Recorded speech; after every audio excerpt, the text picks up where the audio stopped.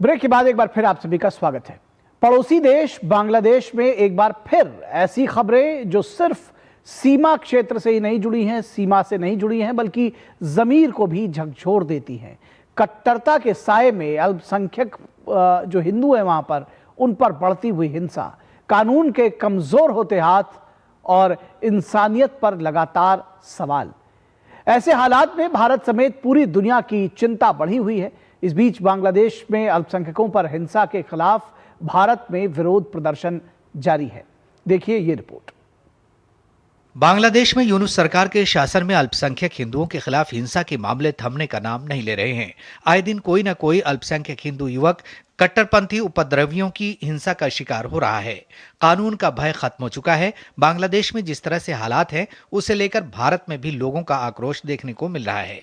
पश्चिम बंगाल के सिलीगुड़ी में बांगिया हिंदू महामंच ने बांग्लादेश में हिंदुओं की हत्याओं के खिलाफ विरोध मार्च निकाला, तो वहीं शनिवार को दिल्ली के कनॉट प्लेस हनुमान मंदिर में बांग्लादेश में मारे गए युवक की आत्मा की शांति के लिए हवन किया गया। इस घटना पर वीएचपी के राष्ट्रीय प्रवक्ता विनोद बंसल ने सोशल मीडिया प्लेटफॉर्म एक्स पर लिखा, बांग्लादेश में एक और हिंदू हुआ जिहादी झुंड की जहालत का शिकार।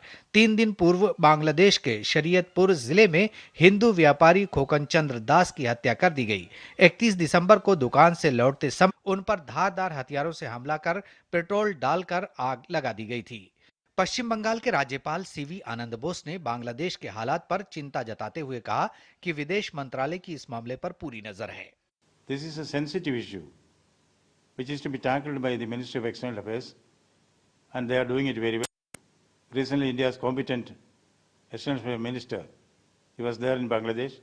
Since it is a matter relating to another country, as governor of a state, I do not want to comment further on that. इस बीच बांग्लादेश हिंदू बौद्ध क्रिश्चियन यूनिटी काउंसिल के नेताओं ने ढाका के गुलशन में स्थित बीएनपी के कार्यालय में पार्टी के कार्यवाहक अध्यक्ष तारिक रहमान से मुलाकात की। इन नेताओं ने पूर्व प्रधानमंत्री और बीएनपी की अध्यक्ष बेगम खालिदा जिया के निधन पर शोक व्यक्त किया। मुलाकात के दौरान अल्पसंख्यक नेताओं ने खालिदा जिया के निधन को बांग्लादेश के लिए एक बड़ी क्षति बताया। इस बीच नेताओं ने देश भर में अल्पसंख्यक समुदायों के खिलाफ हो रही हिंसा पर चिंता जताई और तारिक रहमान को इन घटनाओं के बारे में जानकारी दी। साथ ही उन्होंने 8 सूत्रीय मांग पत्र सौंपा, जिनमें बीएनपी से इन मांगों को चुनावी घोषणा पत्र में शामिल करने की अपील की गई। मुलाकात के दौरान तारिक रहमान ने कहा कि कानून व्यवस्था की बहाली जरूरी है ताकि जनता की सुरक्षा सुनिश्चित हो सके और लोकतांत्रिक संस्थाओं का पुनर्निर्माण किया जा सके।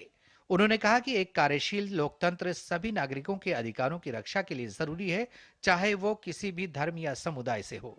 बैठक में अन्य बीएनपी नेताओं सहित अल्पसंख्यक संगठनों के प्रतिनिधि भी उपस्थित रहे। Bureau report, DD news.